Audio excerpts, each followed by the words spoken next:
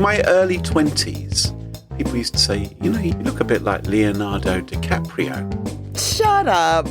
Who People said used to that? say- People that could see? People that weren't blind? People with eyes used to say, yeah. People with eyes. It wasn't the woman from the Lionel Richie Hello video. But they have very small eyes, and maybe they were like looking directly into the sun.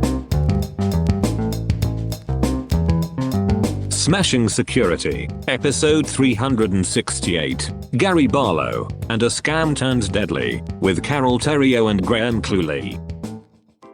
Hello, and welcome to Smashing Security, episode 368. My name's Graham Cluley. And I'm Carole Theriault. And Carole, thank you for joining us. You are far overseas on a secret mission at the moment, aren't you?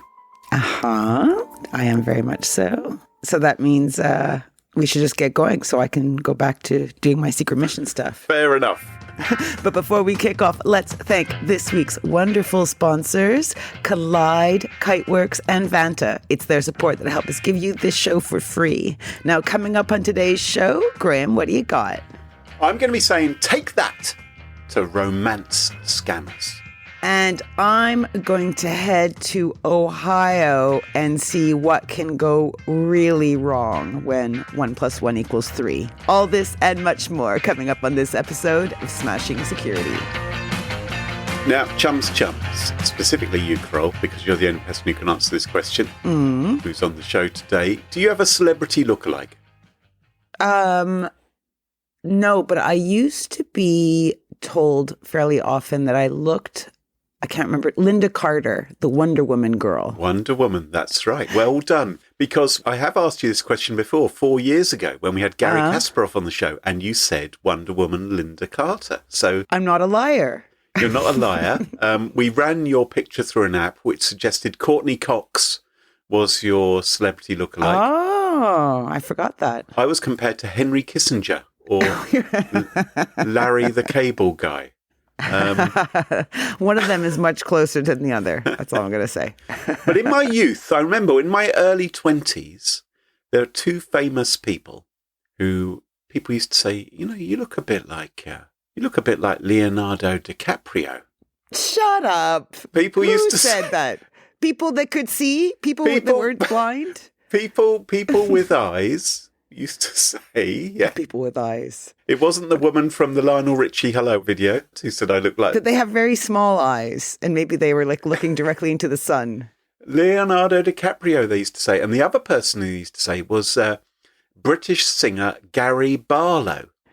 Oh, he's Take That guy, isn't he? He's the Take That guy. Now, some listeners in America may not know who Garry Barlow is. Yes, they do. No, you'd be surprised. I've done my research, Carole. Take That, never as popular over there as they were in the UK and the rest of the world. Because over here, Garry Barlow and Take That are really famous. Now, some Americans, they've heard of that song Back for Good, but that's really about it. They really? may not know. He did loads of shows, though, like the X Factor things like that. UK versions of it, Carole. UK versions. Okay. He's not Paula Abdul. Oh, right. He's not Simon Cowell. He didn't go over to America to do them. No. So for those who aren't in the know, he's like a Poundland Elton John. That's cruel. He's a pretty talented guy. He is a really talented guy, but he's not Elton John, is he? But he's a songwriter. He plays the piano. He's a human wind machine. He was a front man of this boy band Take That for years and years. I think he still is, which has had #1 records around the world, but not really very much in America. He's popular and successful. He's done all right for himself.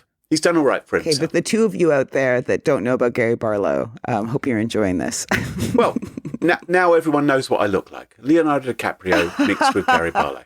That's exactly what you look like. And we all knew Garry Barlow's had a happy private life, 3 kids, been married to one of his backing dancers for nearly 25 years. And it seemed like everything was tickety-boo. But no. It turns out that Garry Barlow might be a philanderer. Because there is a 62-year-old pizza-slinging granny from Essex. Okay. Her name is Janet Smith. She works in a pizza parlour.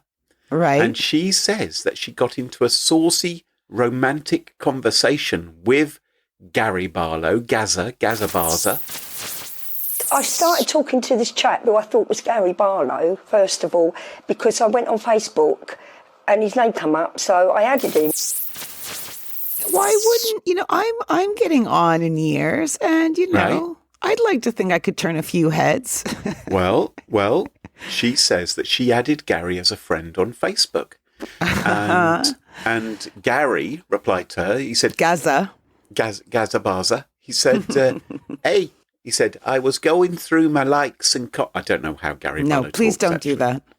I was going through my likes and comments, he said, and my heart chose you and your profile really attracted me. So I decided to get this private account just to text my fan. Because my manager has access to my official account, hope you can keep this a secret between the two of us. This was the initial, hi, how are you? This is the initial, hi, how are you, from Garry Barlow himself to the granny who works in the pizza parlor in Colchester, Essex. So, okay, we all know that I don't manage a social profile with any skill right? We all know that. Correct. Okay. But very much so. I wonder if this is really the best way to open up a conversation with someone. It just seems a bit strong because you'd have to have a lot of faith in your profile being pretty awesome to capture the likes of Gazabaza. Well, like I said, there are those of us who've been hit by the beauty stick as we fell out of the tree and, have fallen. Hit really hard. Gorgeous. Some of us are just put in this position where we can do this. And so this Barlow chap bombarded Granny Janet with compliments, telling her that he had split up from his wife and that he had a secret. He had a secret so that he wanted to Janet, share with Janet. Janet and Garry Barlow started texting every day, sometimes from 9 o'clock in the morning till 3 o'clock in the morning, which is obviously, yes. I don't know when she was making pizzas. She's making pizzas, sleeping for a few hours. She says, I haven't showered in weeks. But I carried on and he was saying that I've got rehearsals now, I'll text you later, I believe in God, my marriage has broke up, I've got a lot of music, I'm a very busy person. And then he would come back on and all I kept questioning is, I'm sure you're not Garry Barlow. So in a long string of messages, Garry Barlow was telling her how he loved her and praised her dancing videos because she'd posted a few videos up on Facebook of her doing little jigs around the place, maybe to some of their songs. Could It Be Magic? And Shine, that was one of theirs, wasn't it? I don't know. I don't really know Take That. Oh, you don't know Take That? Okay, Nah. All right. But every now and then, Garry would say, I've got to dash off because he had an important meeting or to be practicing for a concert. And Janet told the Daily Mail, who she was recounting this story to, she said to them, the words were really posh. He said, I'm in a meeting now and I'm practicing for a concert. Now, I don't know what's posh about those words, but she says that was posh talk. Well, it depends where Janet lives and who Essex. her neighbors are. Yeah, but maybe she lives in an area where people don't have meetings or don't practice for concerts, perhaps. Right. And Garry was replying to her. He said, by the way, I hope you're not a journalist. I have to be careful, he said. I thought you read my profile, Gaza. I hope you're not posing as a fan. He said, I have to be careful because I've been hurt several times from people out there who are actually journalists, pretend to be fans and end up faking stories about me. And Janet assured him that she was a genuine fan of his. Yeah, 100% not a journalist. I'll keep this between us, Gaza. Right. Love you too. So last month in March, Janet got really, really excited about her budding new romance and she couldn't resist any longer. And so she pressed the button to make an audio call to Garry late one night. You meant video call, didn't you? No, an audio call. It was an audio call that she tried. Garry didn't answer. Right, because they've only been texting so far. Understood. They've only been texting so far. With you. Mm-hmm. And Garry messaged back, don't be so fast, woman. With time, you'll know me very well. I told you about calling me. My management are monitoring me, so just text me instead. First of all, I did think it might have been him. There was a picture of Betty. He didn't have many friends on there. But he started saying things, and I kept saying to him, "Are you Garry Barlow? Are you Garry Barlow?" He said, "Yes, I am, and if you think I'm not, stop texting." I'm feeling there's like a little pink flag now, like a little, just a tinge of red, maybe a tinge of red.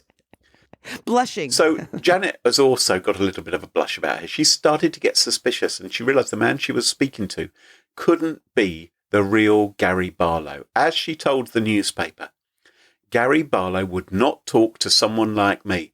He's too famous, she said. I just thought, this isn't Garry Barlow. So she was actually smart, right? She's a smart woman, Janet. She saw the red flag, the blushy flag. Yep. She okay, said, good for you, "You're Janet. not the real one." And he kept on replying. He said, "You're lovely, you're kind, but yes, I am Garry Barlow." And eventually, Janet managed to persuade this person who was posing as Garry Barlow to reveal the truth. He was texting me to about 3 a.m, and I said to him, "I want the truth now. I don't think you're Garry Barlow." And he kept saying, "I am." He said, "Can I have your WhatsApp number?" So I said, "You can have my WhatsApp number if you tell me who you are." Because he kept saying he had a secret, but he wouldn't tell me the secret because he had to learn to trust me. And the secret was, he wasn't Garry Barlow. He was a chap based in Nigeria who he said was a big fan, an admirer of Garry Barlow, and liked singing and liked his songs, and had fallen in love with Janet and wanted to help out his family and just needed some money to get some food in Nigeria. Jesus. So I could see his point, but it's wrong what he's done because he intimidated Garry Barlow, and how many people are going to be vulnerable? A bit like me, I'm very, very vulnerable, and I haven't sent him money, but I have felt guilty because he's poor. He asked me to download something, what would cost for a card, download, they'd tell me how much it'd be, so I can go and see him. And I can go and see his concerts. But I didn't do it. I said, no, I haven't got the money. But what she's done now is she's channeling her heartbreak into a mission. She's warning other lonely hearts about these online con artists. And she said this, and I thought these are very wise words. It ain't just Garry they're impersonating. There's a whole army of fake Tom Joneses and Michael Barrymores out there as well. That's a nightmare movie. Can you picture that? Can you imagine? Well, I've seen World War Z with all the zombies invading. Can you imagine an army of Tom Jones? Have you ever been targeted in a romance scam? Do you think you've ever been targeted? You know what? I have been told just this week that there is someone on Facebook claiming to be Graham Cluley hacking services who will break into social media accounts for you. Bury the headline. They've got an AI generated image. Doesn't look anything like me. It looks very Does it look handsome. like Leonardo DiCaprio? It looked more like Leonardo DiCaprio when he was about 23 than me. But yeah, so maybe. But I don't know if that then turns to romance. Who knows? If anyone is having a romance with me, let me know. I'd be very interested.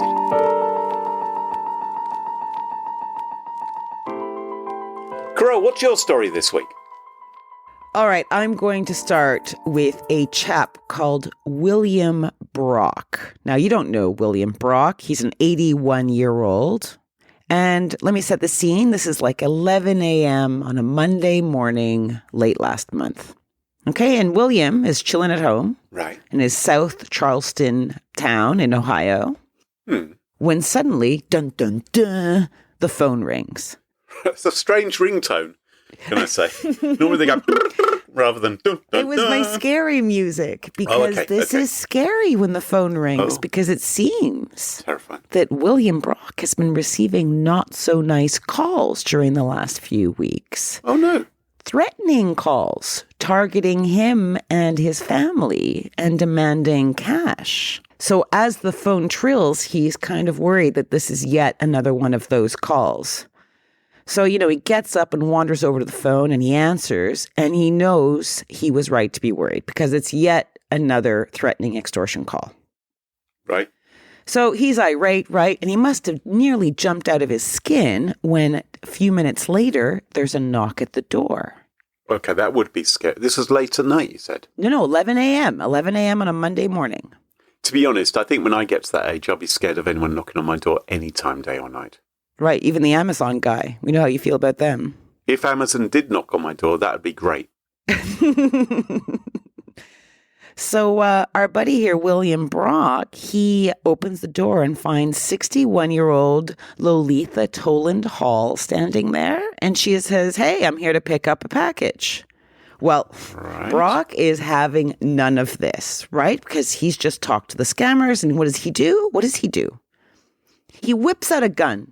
Okay, he whips out a gun that he's had in his belt, cowboy style-y, demanding that she identify herself and who she works for. And she tells him he doesn't believe her. So he demands that she identify the scammers that she's in cahoots with. So, hang on, let me tell you. Yeah, yep, So he's been getting calls for weeks from scammers yeah. who've been making threats to him in some way, asking for money or something. Otherwise, Yeah. they're going to come around and duff him up or Yeah. do something unpleasant. I have no idea. We don't know. We don't know. And then Lolita turns up on his doorstep. And so he whips out his pistol. Well, because she's there, I'm here to pick up a package. And he's just been told, he's had an extortion call. So he thinks it's the scammers, right? It's the scammers showing up. So So gaining access to his Yeah. house in order to top him. All right. So he takes his gun out because, no one gets the best of William Brock, right? Right. He goes, who are you? And so she says, and who do you work for? And, identify the scammers that you're in cahoots with. But she stammers and starts backing away, right? Because she probably didn't expect him to be armed. And he doesn't want her to leave. She's the proof that he's been getting these calls. So he snatches her phone, takes her phone away. And she's backing away. He tells her to stay put, but she's almost at her car now. So he has no choice. He doesn't shoot, does he? He shoots her. Her, not the car. He shoots her. Toland Hall starts screaming for help and they start wrestling. Brock, William Brock, now raging, shoots her a second and a third time. A fourth time. What? He nails each shot.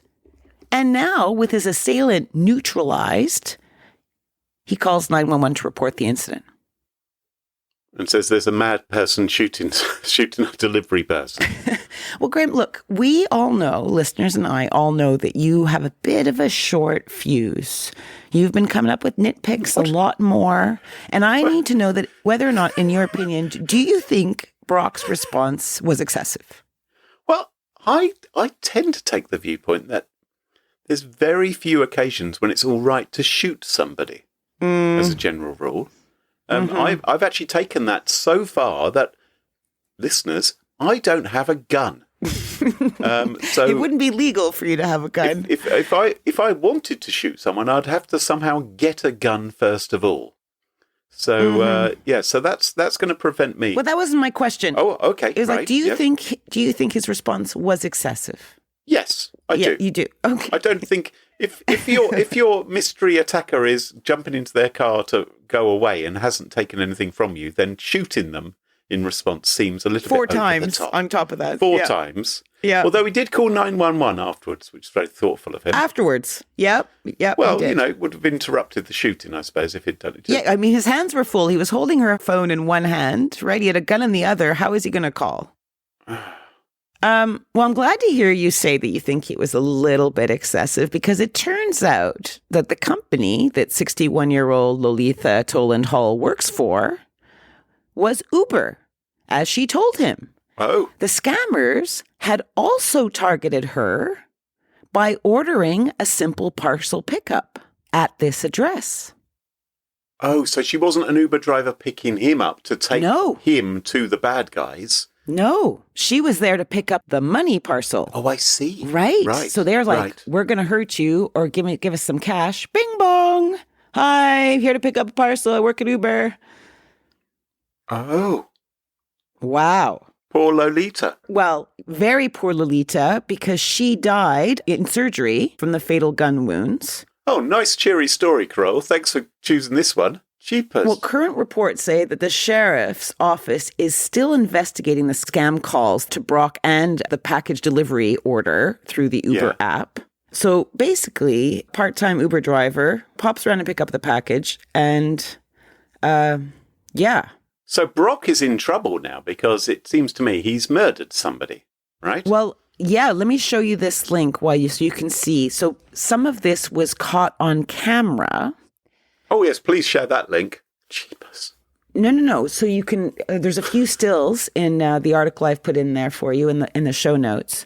But it was caught on camera on Tolan Hall's dash camera footage, right? So this has just been released by the Sheriff's Office. Oh, my goodness. So this is a shot through the windscreen of the two of them. Yeah. He's holding his gun.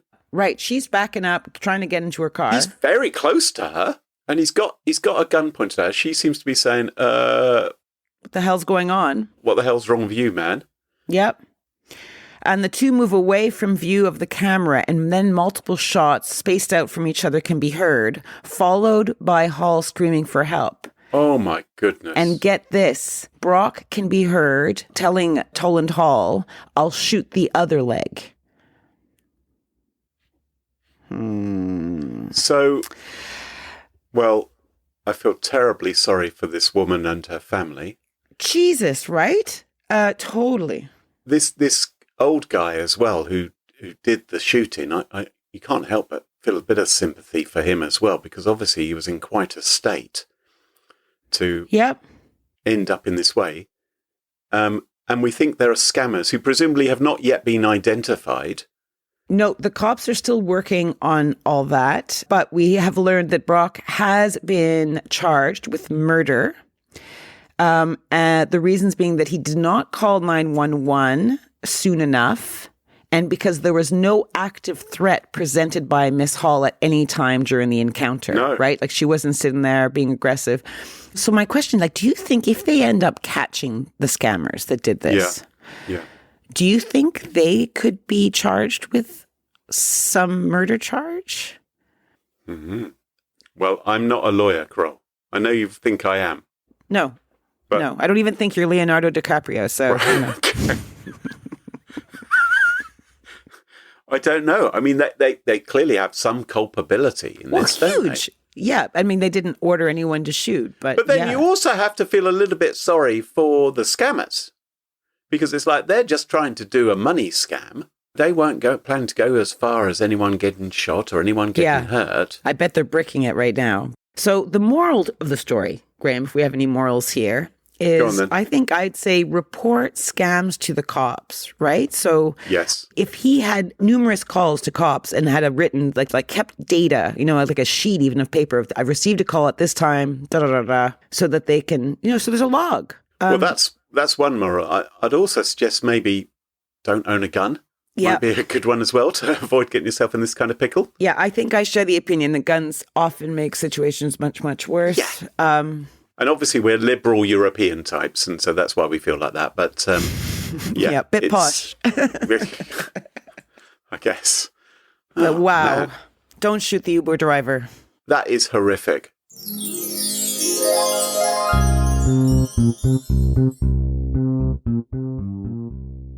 When it comes to ensuring your company has top-notch security practices, things can get complicated fast. Now you can assess risks, secure the trust of your customers, and automate compliance for ISO 27001, SOC 2, and more with a single platform. And that platform is Vanta. Vanta's market-leading trust management platform helps you continuously monitor compliance alongside reporting and tracking risk. Plus, you can save hours by completing security questionnaires with Vanta AI. Join thousands of global companies like Atlassian, Flow Health, and Quora that use Vanta to automate evidence collection, unify risk management, and streamline security reviews. Smashing Security listeners get 20% off Vanta. All you have to do is go to vanta.com/smashing to claim your discount. That's vanta.com/smashing. And thanks to Vanta for supporting the show. Legacy managed file transfer tools are dated. They lack the security that today's remote workforce demands. Companies that continue relying on outdated technology put their sensitive data at risk. Well, this podcast is sponsored by Kiteworks. who enable organisations to effectively manage risk in every send, share, receive and save of sensitive content. To do that, they've created a platform that delivers content governance, compliance and protection to customers, tracking, controlling and securing sensitive content as it moves within, into and out of organisations, all while ensuring regulatory compliance on all sensitive content communications. Kiteworks provides the industry's first private content network for protecting risky third-party communications with secure email, secure file sharing, secure mobile, secure web forms, managed file transfer and governed SFTP servers. Visit kiteworks.com to get started today. That's kiteworks.com, and thanks to them for supporting the show.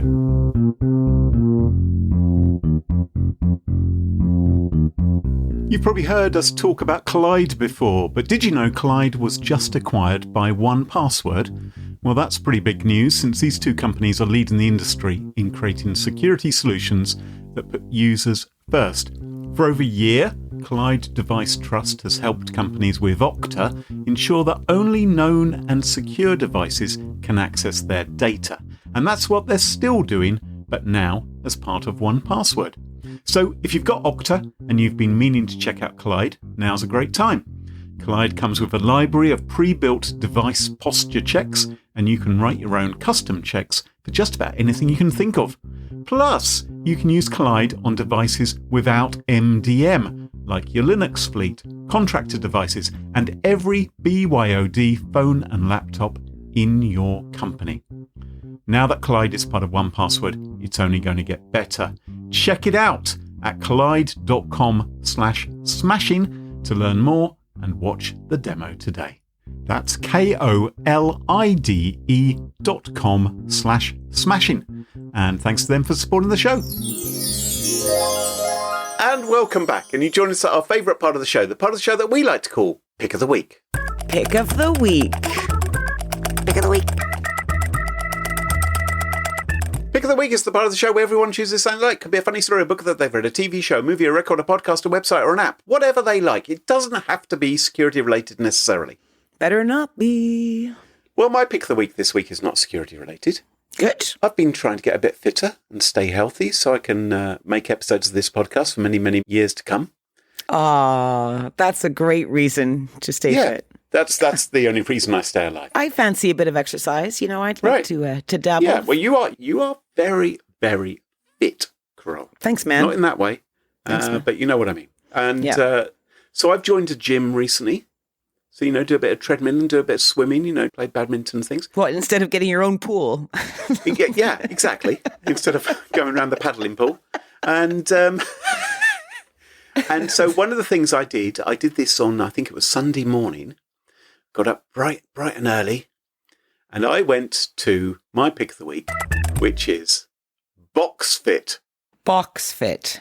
Oh my God. Now, Boxfit, I thought maybe it is something we get exercise by jumping up and down on Amazon cardboard boxes, because you've got to tear them apart, break them down in order to get them into the recycling. No, Boxfit is to do with boxing. Mm-hmm. That's what yeah. Have you ever done this, Carole? No, I think I know a few people that have, but no, I don't really like gyms at all. I have no interest in gyms. Yeah. Well, very wise. Well, you've got your swimming pool at home and the underground. Yeah, I have a yoga mat, dude. Exactly, and all those sort of things. So Boxfit is high-intensity cardio workout using gloves and pads. So I went along to this thing. Surely this is heart attack inducing for someone of your age. Absolutely. Is this really a nitpick of the week? No, this isn't a nitpick. This is a pick of the week because it was actually quite fun. It was exhausting. I have no coordination whatsoever. I have no control over the left-hand side of my body. I don't really know why I have a left arm at all, other than balance. I don't seem to do anything with it.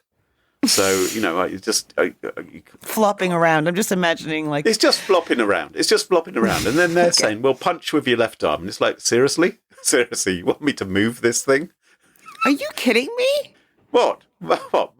I'm just not very skilled with my left arm and my left leg. No, I'm not. I don't know why. Wow. I don't know why. So it's all like you have gloves, you have your big boxing gloves, and you're partnered up with someone else, and there's like punch and uppercut and all that. Oh my God. Oh my God. It is knackering. But we're not actually punching each other in the face yet.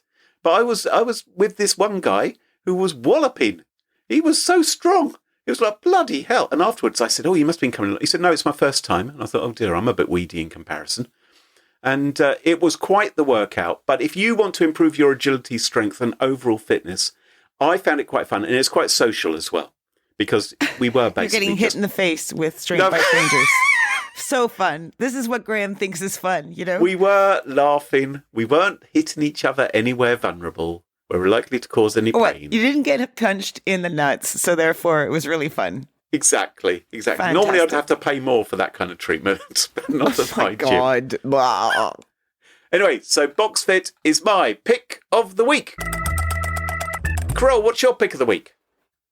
Okay, so I have a family member who is rather enchanted by creative souls that dream up unique gizmos that can make life a little better.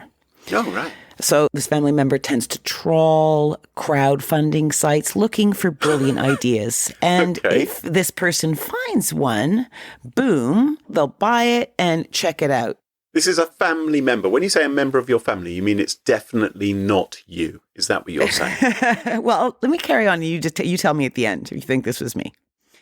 Now, some of these gizmos that this family member has purchased have not worked out so well. Okay. I remember one was this kind of weird headgear apparatus that you would wear in a plane to hold your head up. So it would have a strap around your forehead and a strap around your chin to hold your head up whilst you were sitting there with your eyes closed, drooling and snoring. Because there's that horrible thing, isn't it, when your head's lolling around. When you fall asleep, you wake up. And your neck hurts and all that. So that sounds like a sensible invention. Right, except that the straps go behind the headrest across the TV screen of the person behind you. Not so popular. Not so popular. Okay. Now, this one, first caveat. This has just arrived and has not been tested yet.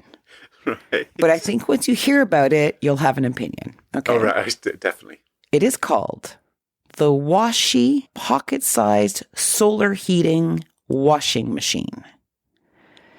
So, a pocket-sized washing machine? Yeah, I'm going to give you a link, Graham, to check this out while we're yakking here. Okay, we'll put it in the show notes. Yeah, of course we will. Okay, so listeners, I want you to imagine a large whoopee cushion, okay, with a kind of watertight opening that you can kind of unscrew and get inside the whoopee cushion.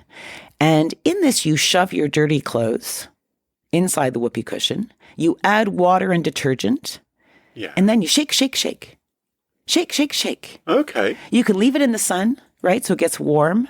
So I think that's why it's called SolarHeated, right? Yeah. And then you shake, shake, shake. There's a video on the link, if you guys go visit this. The creator says there's nothing worse than when you're traveling and you realize that you smell. You know, you must know what that means, Graham, because you travel a lot. Well, normally I use a thing called a shower, if that's the case. Okay. I'm going to give you a situation. I want to know what you would do. Okay. So imagine you're at a hotel for an event. Yes. And your butt sneaks out a little toot, but actually it turns out to be a little poop. Okay? But you're about to go on stage. Yep, that is a frequent, Do you pull out the Waschii and, get yourself all sorted and shaky, shaky, shake? Do you go commando? Do you not worry about it because no one's getting close enough? What do you do now? Sticky Pickles is coming back soon, ladies and gentlemen. So I've soiled myself. Have I? I've soiled my trousers. You only have one pair. You weren't there going to stay there. You only have one pair of pants. Right. Your pants are soiled. So these American pants or British pants? Sorry, is it underpants? British pants. Yes. Okay. Unless you've had a very big accident. If it's okay. I'm just trying to understand exactly what the parameters are here. So if I'm just about to go on stage, I can't. This isn't a situation that has arisen. Can I just stress that right now? It does occur to me. It does occur to me that your pants would be wet, right? Because it doesn't dry them. Right. Right. So I'd have to. So is it going to be better me going out with a great big damp stain coming through my trousers rather than an invisible poop contained within my underpants. I think you've answered your own question there. I don't want to actually know the answer. Okay. Now, I must repeat, I have no idea if this is any good, but as this family member likes to celebrate these innovations and creativity, and I thought this was a little bit charming as an idea. I mean, I don't know if you were on a cruise or if you were out camping. But there are cleaning facilities on cruises and in hotels and things. They cost a lot of money. I've had stuff cleaned at hotels before. Well, how much does this gadget cost? That is a very good question. Let's find out. $99. $99? Well, that seems rather expensive. Oh, that's for 3 of them. Why would you need 3 of them? How much pooping are you going to do? Wow. That's me, folks. Excellent. Excellent. Good quality. And listeners, if any of you try out the Waschii... Don't blame me. Never leave home without it. Because you never know when you might need it in an emergency. Keys, check. Phone, check. Wallet, check. Pocket-sized SolarHeated washing machine. Check. And that just about wraps up the show for this week. You can follow us on Twitter at SmashInSecurity. No G, Twitter won't allow us to have a G. And don't forget to ensure you never miss another episode. Follow Smashing Security in your favourite podcast apps, such as Apple Podcasts, Spotify, and Pocket Casts. And all the thanks in the world to our episode sponsors, Vanta, Collide, and Kiteworks. And of course, to our wonderful Patreon community. It's thanks to them all that this show is free. For episode show notes, sponsorship information, guest lists, and the entire back catalog of more than 367 episodes, check out smashingsecurity.com. Until next time, cheerio, bye-bye. Bye.